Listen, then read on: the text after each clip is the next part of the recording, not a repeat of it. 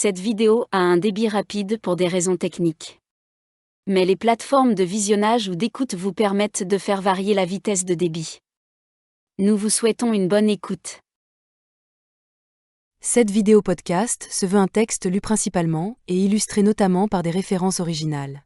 On peut se procurer la publication auprès de l'éditeur, ou consulter la publication dans les bibliothèques où elle est disponible ou auprès d'aide structures comme les sociétés historiques implantées dans les communes. Quelques notions utilisées.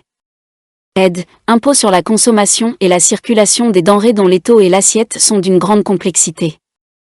Les boissons sont les denrées les plus imposées et les plus impopulaires, les droits sur les boissons consommées par le producteur au-delà de la quantité fixée pour sa consommation personnelle. Sa perception peut s'accompagner de contrôles et de perquisitions très mal supportés par la population. Bénéfices, charges ecclésiastiques, on distingue les bénéfices majeurs, attribués par le roi, rente, fermage, et les bénéfices mineurs, dont les titulaires sont choisis par concours ou par des patrons, laïcs ou ecclésiastiques. Beaucoup sont donnés à des laïcs à charge pour eux de trouver un desservant et de l'entretenir, portion congrue, appelée gros du curé.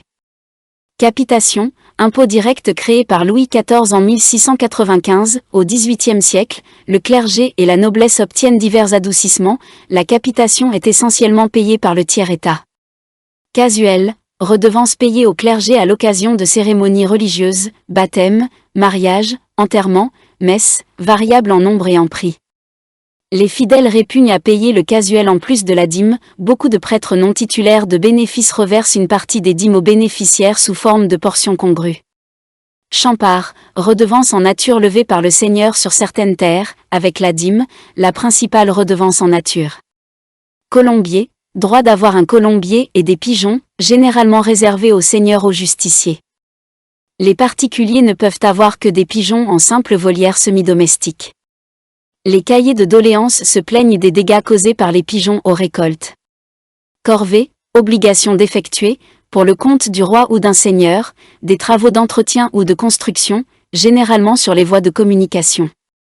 La plus répandue est la corvée royale, grand chemin, qui oblige chaque communauté à fournir un certain nombre de jours de main-d'œuvre. Bien que l'exemption soit interdite, beaucoup se rachètent, elle est parfois remplacée par une imposition en argent, inégale et critiquée. Dîme, impôt payé au clergé, levé avant tout autre impôt sur les récoltes, sauf bois, étangs, prairies naturelles. On distingue grosse dîme, vin, céréales, et menu dîme, fruits, légumes. Créée pour subvenir aux besoins du culte, sa quotité est d'environ 1/10. Souvent perçue par des bénéficiaires absents, elle est très critiquée. Droit de minage, droit perçu au nom du seigneur qui fournit la mesure et paie un mesureur pour constater légalement la quantité de grains vendus. Gabelle, impôt indirect sur le sel, monopole d'État. Les gabelous ont droit de perquisition dans les maisons pour traquer la contrebande, leurs méthodes brutales et amendes sont particulièrement haïes. Laboureur, paysan, propriétaire ou fermier, possédant au moins une charrue et les animaux de trait. Péage, taxe payée au roi ou au seigneur pour le passage de personnes, bestiaux ou marchandises, ponts, chemins, rivières, entrées de ville. Plaisir de sa majesté ou du roi, désigne habituellement la chasse royale, on dit aussi plaisir de chasse. Regratier, vendeur de sel au détail, achète ce droit aux fermiers des gabelles. Syndic, représentant en justice de la communauté rurale, à l'origine élu, de plus en plus désigné par l'intendant, préside l'assemblée des paroisses. Taille, impôt direct depuis 1439, roturier par excellence, attaché à la personne du roturier selon ses revenus estimés, exempte noblesse, clergé et nombreux officiers bourgeois. Traitant, gens d'affaires prenant les fermes du roi et se chargeant du recouvrement des impositions. Traite, forme d'association prenant les fermes du roi pour le recouvrement des deniers et impositions. 20e, impôt royal direct créé en 1750 pour remplacer le 10e, prélèvement du 20e sur tous les revenus privés.